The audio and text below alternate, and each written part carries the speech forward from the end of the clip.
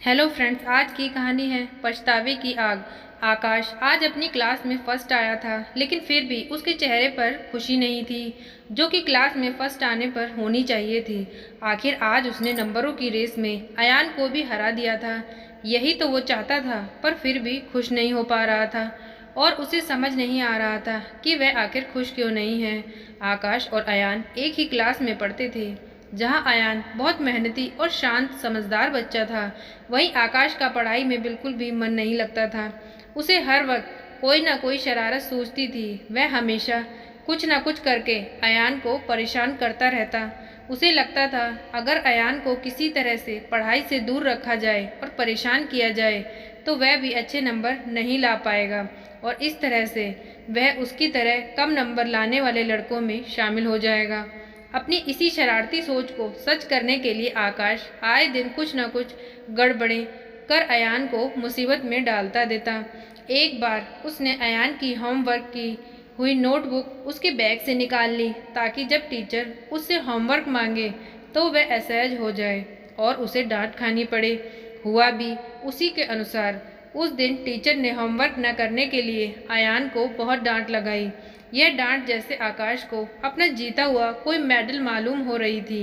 वह अयान को परेशानी में डालकर मंद मंद मुस्कुरा रहा था, लेकिन अयान इतनी जल्दी हार मानने वालों में से नहीं था। वह तुरंत इस घटना को भूल गया और फिर से अपने अभ्यास में लग गया। लेकिन आकाश को चैन कहाँ पड़ने वाला था। वह भी लगातार अपनी शरारतें अयान के खिलाफ शैतानियाँ करने से पीछे न हटता था। कभी उसका बैग छुपा देता, कभी उसका टिफिन खा लेता और कभी उसके जूते फेंक देता और पता नहीं क्या क्या कर वह अयान को हमेशा ऐसी सिचुएशन में डालने का प्रयास करता जिससे उसका ध्यान पढ़ाई से भटक जाए।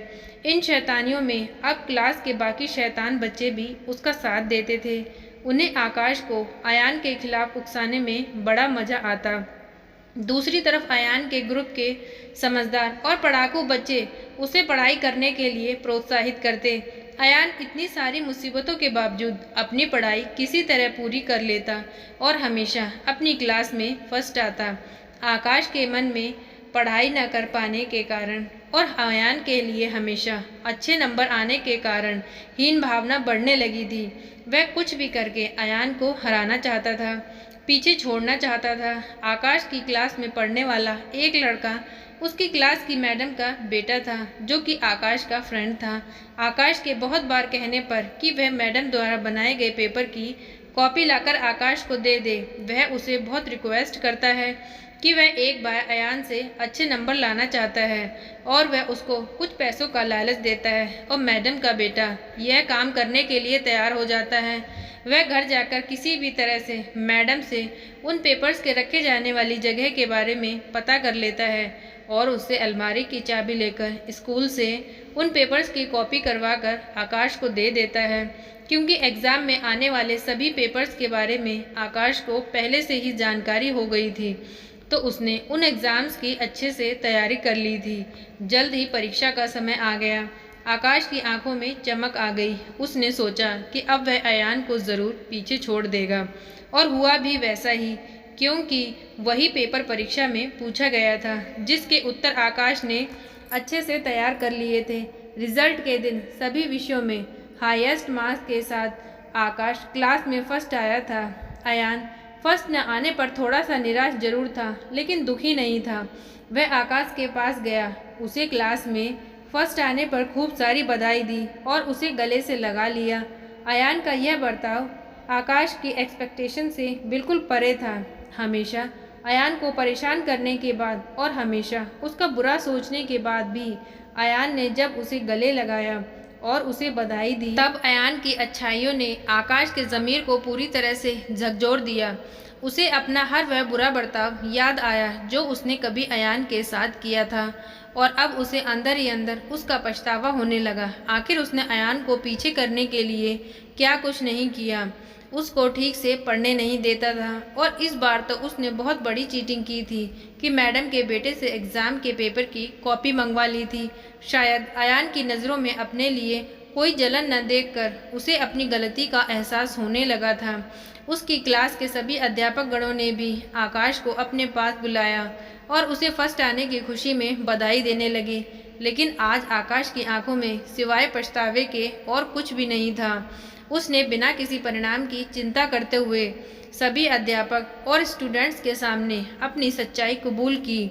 उसने बता दिया कि किस तरह से उसने मैडम की बेटे से पेपर मंगवाकर धोखे से इन एग्ज़ाम्स में वह फर्स्ट आया है।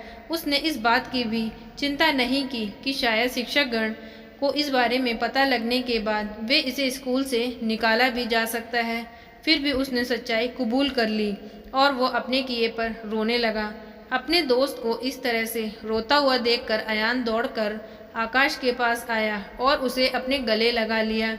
और अयान के गले लगते ही आकाश और तेज फूट फूट कर रोने लगा और अयान से हाथ जोड़कर अपनी गलती की माफ़ी मांगने लगा और कहने लगा कि तेरे साथ तो मैंने बहुत गलत किया है। उसने अपनी सारी बातें अयान को बता दी, लेकिन अयान ने उसकी किसी भी बात का बुरा नहीं माना और उसने बोला कि इन सब बातों से भी ऊपर है हमारी दोस्ती, जो कि सच्ची है और हमेशा रहेगी। हमारी दोस्ती पर कभी कोई गलतफहमी की धूल नहीं जमेगी। और फिर सभी अध्यापक गणों ने भी आकाश को माफ़ कर दिया और उसे अपनी गलती सुधारने का दूसरा मौका दिया। बेईमानी से किसी का हक छीनकर बिना मेहनत के मिलने वाली खुशी सिर्फ नाम की होती है। जब हम मेहनत करके ईमानदारी से जीत हासिल करते हैं तो उसकी खुशी जो मिलती है वही सच्ची खुशी होती है।